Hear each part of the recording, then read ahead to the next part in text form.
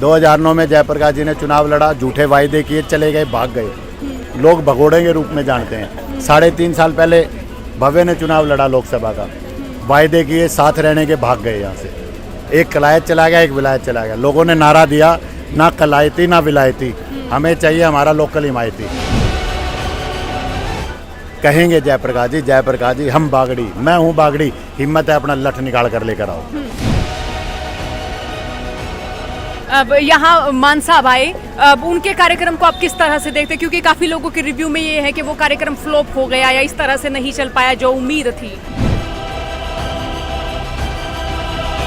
Vote मांगे, आज हम दिल्ली मॉडल, आज हम पंजाब मॉडल की बात करते हैं। 2024 के चुनाव में हम आदमपुर को रोल मॉडल मानकर, बनाकर लोगों से वोट मांगने का काम करेंगे। राम राम, नमस्कार। हरियाणा तक देख रहे हैं आप और मेरा नाम है सोनिया सत्यानिता। आदमपुर का जो चुनावी माहौल है वो इस वक्त बिल्कुल उफान पर है। मेरे साथ है आम आदमी पार्टी के उम्मीदवार सत्येंद्र सिंह। सत्येंद्र साहब, जीत को लेकर कितने आश्वस्त हैं? 100% आश्वस्त हैं। जीत को लेकर लोगों में उत्साह है, उमंग है, एक मन बना लिया है लोगों ने इन दोनों व्यक्तियों को जो कि देखे परखे हैं। 2009 में जयप्रकाश जी ने चुनाव लड़ा, झूठे वायदे किए, चले गए, भाग गए। लोग भगोड़े के रूप में जानते हैं। 3.5 साल पहले भव्य ने चुनाव लड़ा लोकसभा का, वायदे किए, साथ रहने के, भाग गए यहाँ से। एक कलायत चला गया, एक विलायत चला गया। लोगों ने नारा दिया, ना कलायती ना विलायती, हमें चाहिए हमारा लोकल हिमायती।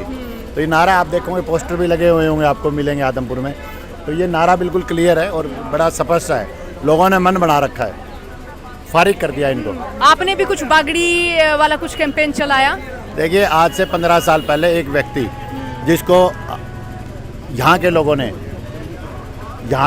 ने संसद में भेजने का काम किया, लोकसभा का सांसद बनाया, विधायक बनाने का काम किया, विधानसभा में भेजने का काम, लोकतांत्रिक, मर्यादित, संसदीय भाषा का प्रयोग करके यहाँ के लोगों को बागड़ी कहावत है, यहाँ के लोगों को बागड़ी कहा जाता है।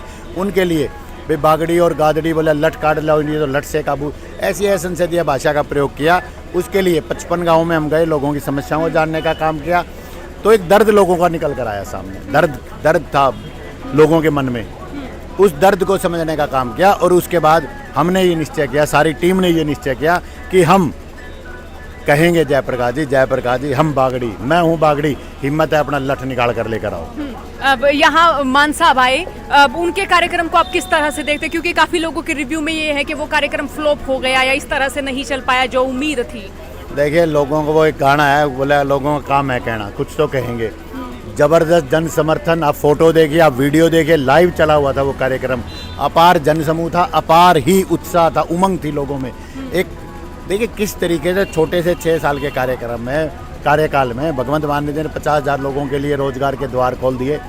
किस तरीके से जीरो बिजली के बिल आने लगे, किस तरीके से ओल्ड पेंशन स्कीम लागू कर दी गई, किस तरीके से विधायकों की पेंशन जिन पे सरकारी खजाने पे जोर, वो बंद कर दिया गया। ऐसे अनेकानेक ऐसे काम करने का, गाँव में पिंड क्लिनिक खुलने शुरू हो गए। तो लोगों में उत्साह है। लोग कहते हैं दिल्ली में काम हुआ है, लोग कहते हैं कि पंजाब में साथ लगते, पंजाब में काम हुआ है, तब हरियाणा में भी काम करवाएंगे। लोगों का ऐसा मन है।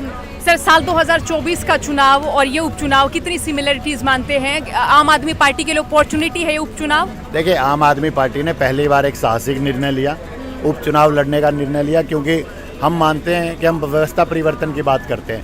एक उपचुनाव में व्यवस्था परिवर्तन नहीं हो सकती, परंतु एक मैसेज दिया जा सकता है। एक मैसेज देने का काम करेंगे इस व्यवस्था परिवर्तन के माध्यम से कि किस तरीके से, और हमने कहा भी है कि एक रोल मॉडल बनाने का काम करेंगे। आदमपुर विधानसभा को एक रोल मॉडल बनाने का काम करेंगे, ताकि 2024 में जब हम वोट मांगे, आज हम दिल्ली मॉडल, आज हम पंजाब मॉडल की बात करते हैं। 2024 के चुनाव में हम आदमपुर को रोल मॉडल मानकर, बनाकर लोगों से वोट मांगने का काम करेंगे। सर, सवाल ये भी है कि अगर हम मजबूत कैंडिडेट की बात करें तो आपको कौन लगते हैं फिलहाल? मेरे से मजबूत मुझे कौन लगेगा और क्यों लगेगा?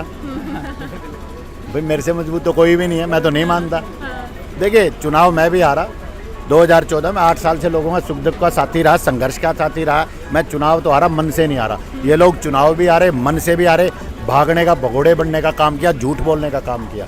आप किसी गांव के चौक और चौपाल में जाते हो, आप झूठ बोलते हो, इससे मैं कहता हूँ गलत काम नहीं हो सकता। पवित्र मानते हैं हम उस स्थान को, उसके ऊपर आप बात करने का काम करते हो, इससे गलत कुछ नहीं हो सकता।